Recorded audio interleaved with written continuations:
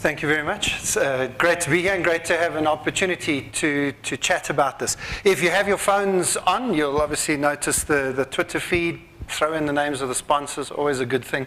Means we can do this next time.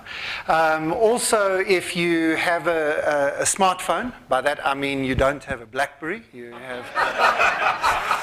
It's not smart. But if you have an Android or an iOS device, you can download as we talk, have a look at our company app, which we released a few weeks ago. It's Tomorrow Today, all one word.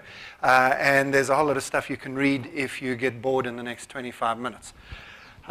So, with that, the third wave of the digital age, I have a very simple proposition, a very simple thesis for you, that we are spending a lot of time as people who are interested in technology, people who work in and around the technology space.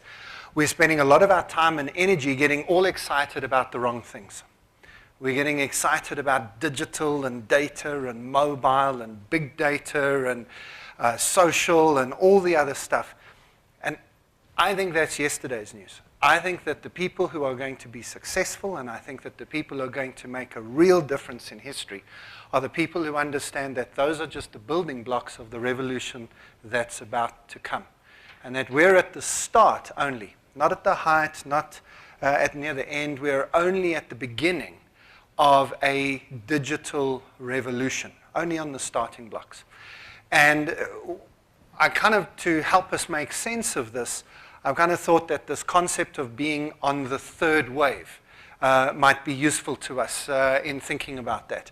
So to explain what I mean by that, obviously let's explain what the first, second, third, and I think there's a fourth wave are. In any revolution that takes place, these four stages you have to go through these stages. So the first stage is inventions. This is when the scientists, the clever people, come up with new ideas, new ways of looking at the world, new inventions. Most often in history shows us this, those scientists don't know what they've done. They don't know the value of the thing that they've got in front of them. What it takes then is some technologist, normally an engineering type person, who takes those inventions and puts them into a technology. So discovering how a filament glows when you put electricity through it is very exciting. Discovering how to put it in a light bulb that's vacuum packed so that you can screw it into a hole in the wall and leave it for 10,000 hours, that's actually the clever bit, the bit that makes the money, the bit that turns an invention into something that becomes a product. But even then, that's only the second wave. What you need is somebody who takes that product and builds an entire system around it. And the third wave of a revolution is when we stop being all excited every time we see a light bulb, and we start getting interested in how you build the system in which light bulbs just make sense, in which you sell a light bulb for 10 cents and then never think about it again. And when that system is fully in place, what you then get is a societal shift, where people expect it, where when the lights go out, everybody moans, and it's a big issue in our lives. Now, maybe to illustrate what I'm saying, let's use the example of the Industrial Revolution, beautifully illustrated by the completely deranged opening of the Olympic Games last year from Danny Boyle. Just the most amazing but insane piece of visual art. The Industrial Revolution began in earnest with one machine, invented by Thomas Newcomen in 1712. It was a machine that pulled water out of the mines, allowing miners to dig deeper, to dig faster, and automating the process of getting water out of the mines. It was the beginning of a process which brought machines, mechanization, then automation. When we discovered oil and were able to turn it into petrol, we then really accelerated that. And we got trains and cars and eventually planes. Those are the inventions, the machines, the bits and pieces. What happened then was a whole group of people got together and began to use those machines in very interesting and exciting ways. And in that second wave of the industrial era, you had a massive move, a beginning, a shift in the way that people began to think about these machines, realizing this was the next big thing. And in that mix, along came a guy, oh, sorry, just let me boot this over here a second. Along came a guy called Frederick Taylor. And he is the father of modern management. If you do any studies in economic history, you'll come across his name. He created something called scientific management, in which he realized that if you took all of the people in each of those factories and the machines that they were doing, there were scientific ways in which you could structure their lives. You could put the system together so that somebody who was making 12 widgets in an hour could then make 14 widgets in an hour. And if they were really good, they could make 16 widgets in an hour. And if they could do that, efficiency and productivity and all of those good things would come along. In this way, he taught us that we should split our companies up into component parts, creating marketing and HR and sales and production and operations and quality control. And in fact, built the foundation on which most companies today are still built. Certainly built a foundation that is today what we call an MBA. Anyone who's gone and done an MBA is basically studying a version of the corporation that was put in place 120 years ago. Now, the person who perfected this was Henry Ford in the Ford Motor Company. It wasn't the first factory. It wasn't the first production line. It wasn't the first system.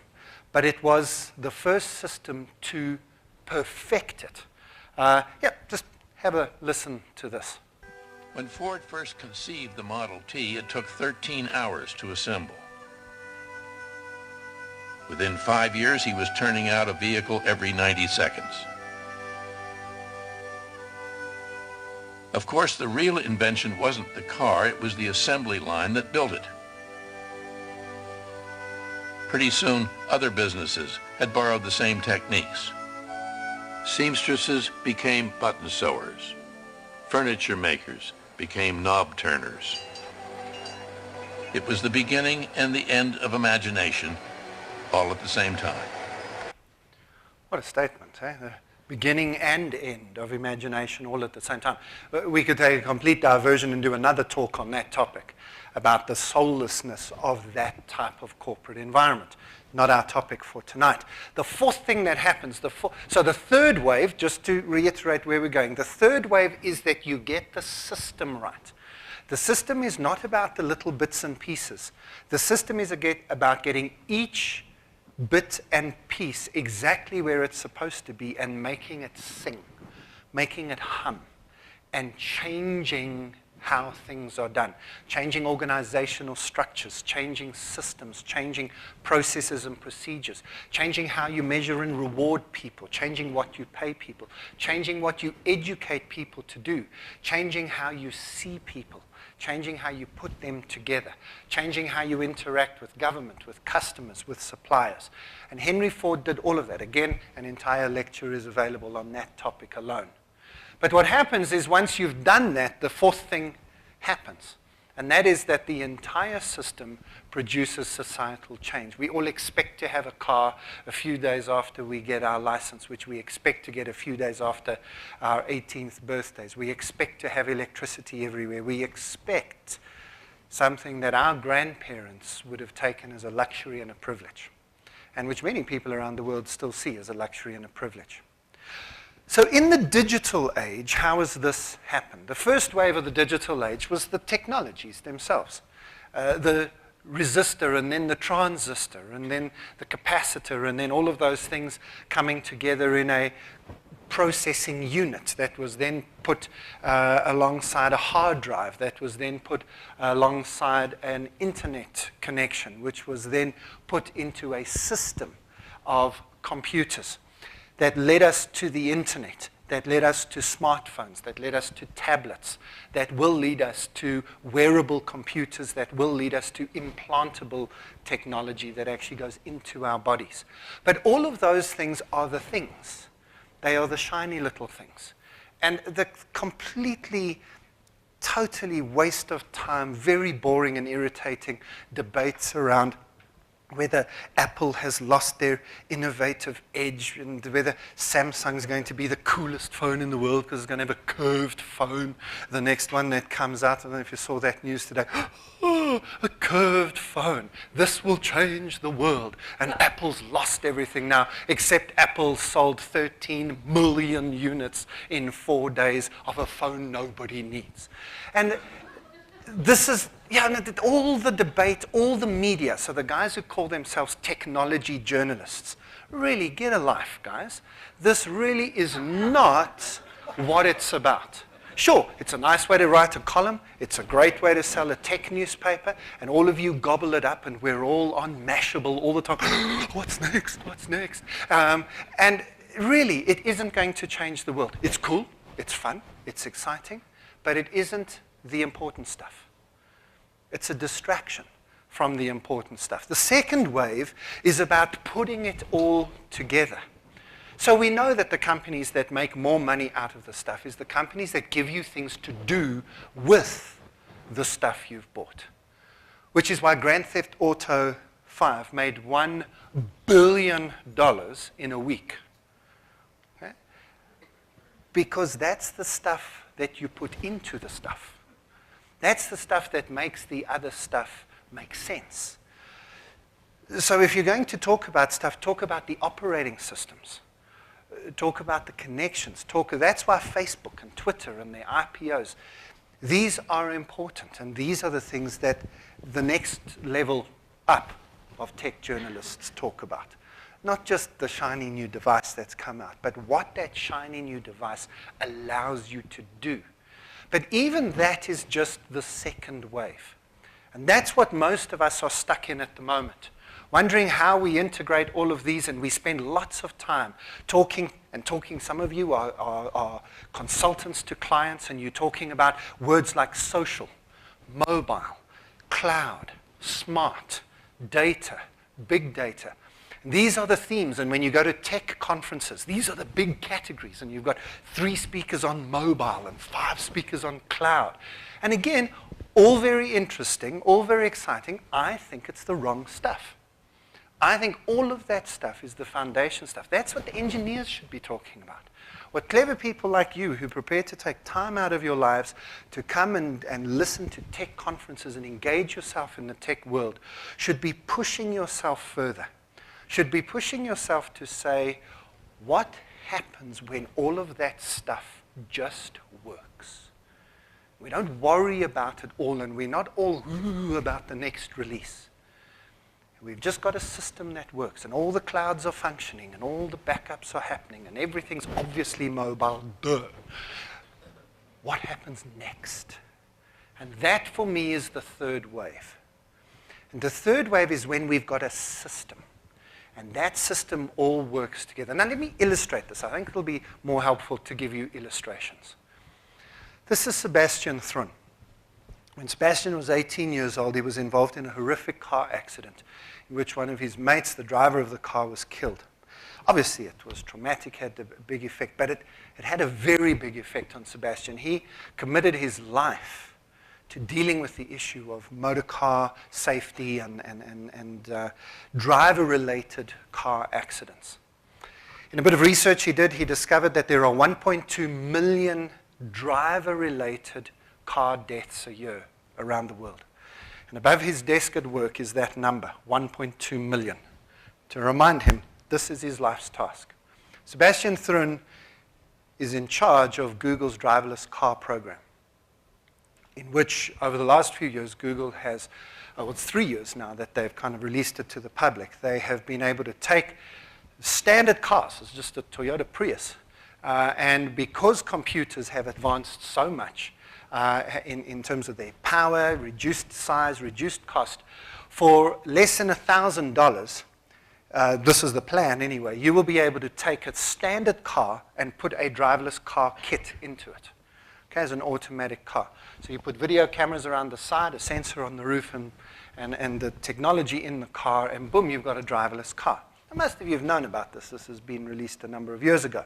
What you might not know is that in October last year, so a year ago, Las Vegas gave that car a license. Los Angeles gave that car a license in April this year for testing only. But in Las Vegas, the license is a genuine on-the-road license. You can fly into Nevada International at Las Vegas. You can get your luggage, go through passport control, and as you come out the other side, you turn left for the taxis, or you turn right for a Google driverless car. Tomorrow morning, you could hop into one of these cars, type in the name of your hotel, and be driven down the main highway into downtown Las Vegas to your hotel with no driver.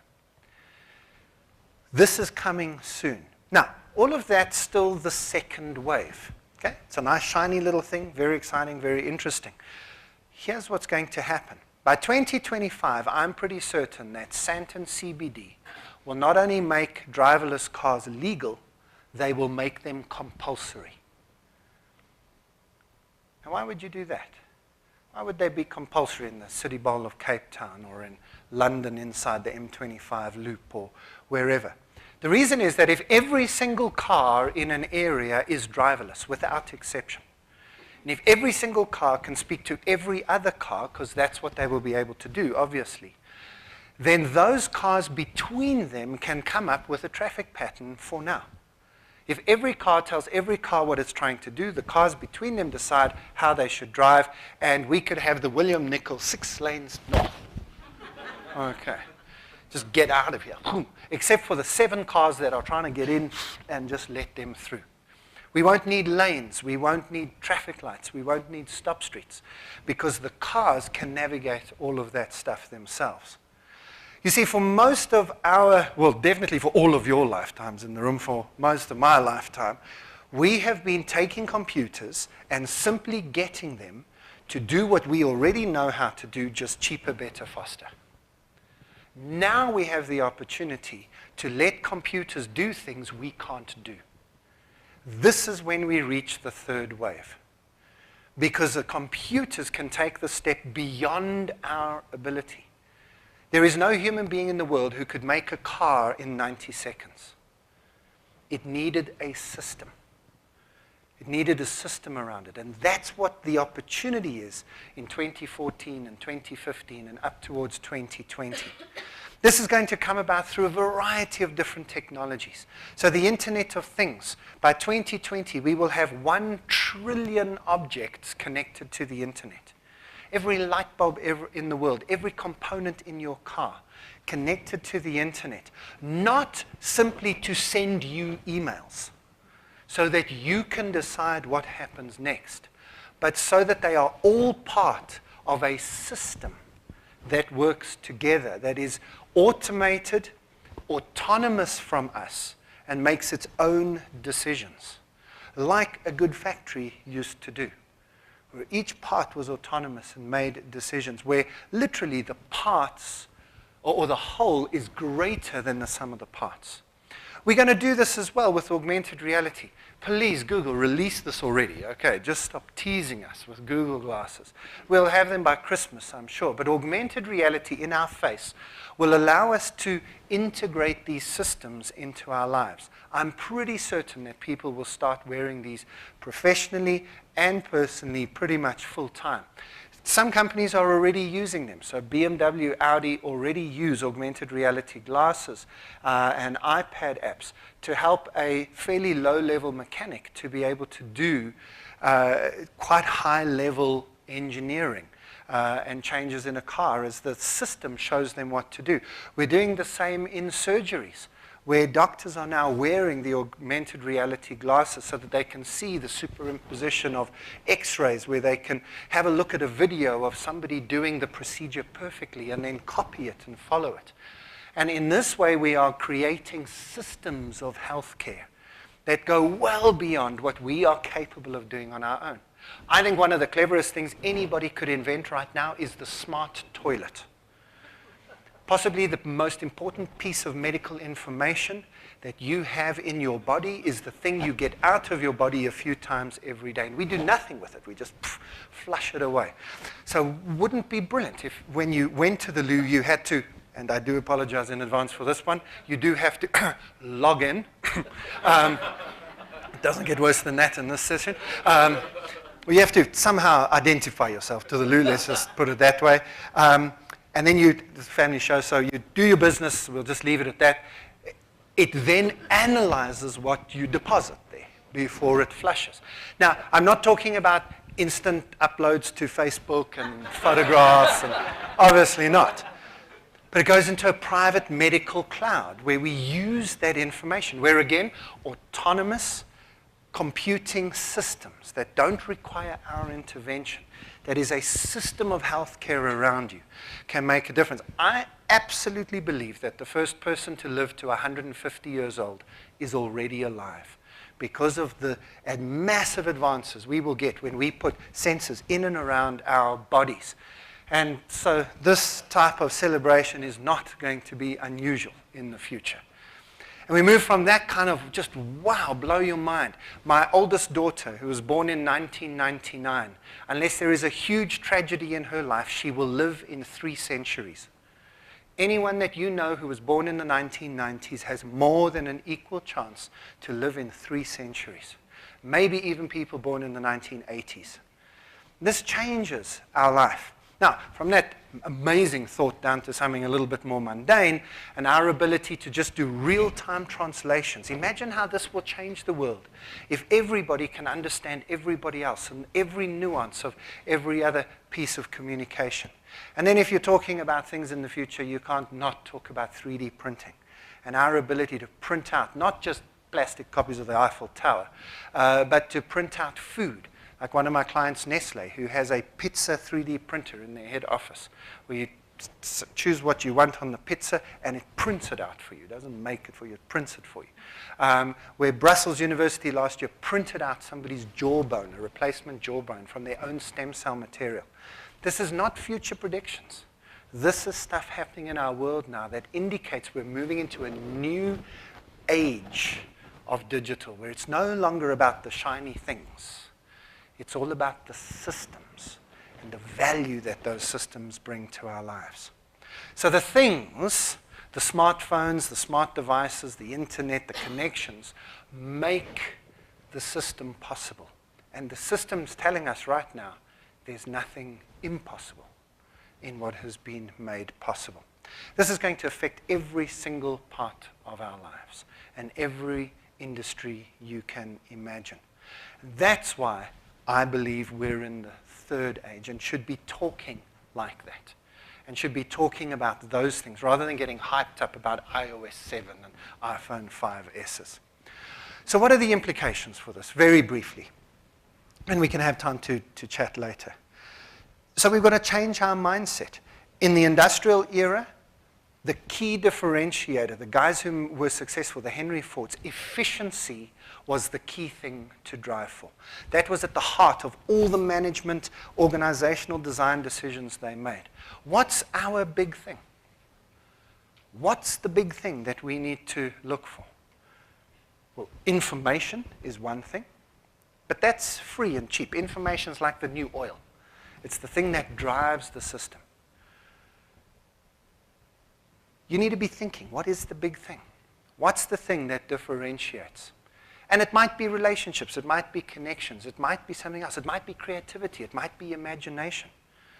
It's definitely going to be things that weren't part of the industrial age.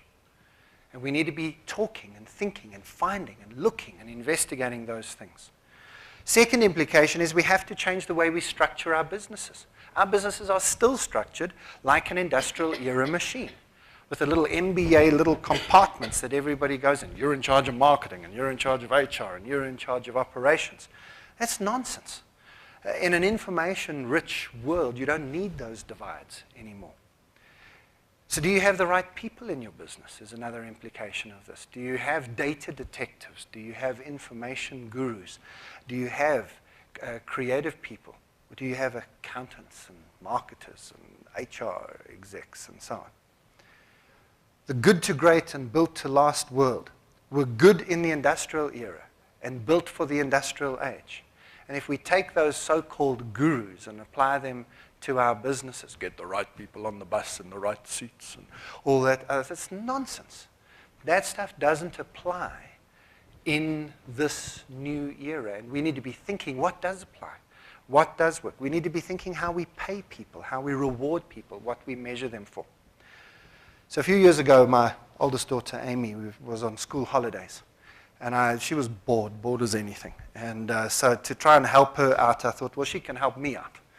And she was about 10 years old, and I had a pile of business cards from my travels. People often give me their cards. Stay in touch, Graeme, stay in touch. So I needed to capture all of those into my contacts list. And so I said, Amy, you can help me out. This is easy stuff. I just need you to copy it into my contacts from the business cards. So Amy typed in a few. I checked her. She was doing fine. So I said, thank you. As I left the room, I thought I'd got away with it. 10 years old, she should do it for love, surely? But no, I was wrong. She's one of the new generation of 10 years old. So she looked at me and she said, Dad, we haven't discussed money yet.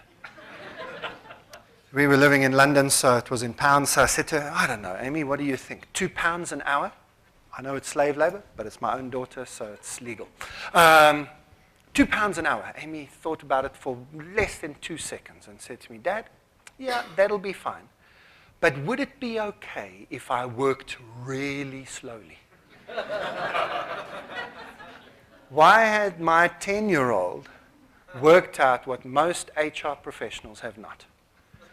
That people are not motivated by a rands per hour, by a dollars per hour equation.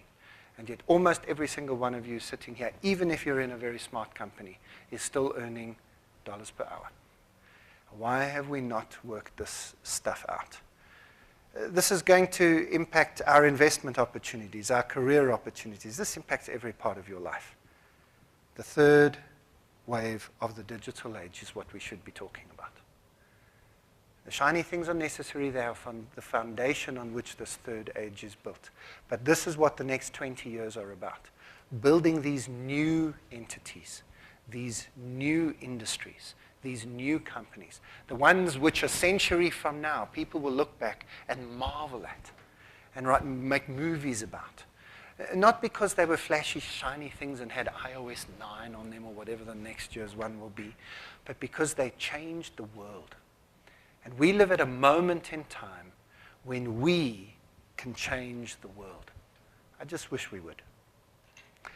Again, a reminder, get hold of the app. My business partner, Mike Saunders, wrote something just yesterday, which is perfect, matching what I've just talked about, the implications of the digital age. And if you want to connect with me in any way, if you spell my name even vaguely correctly, you will find me. Thank you very much.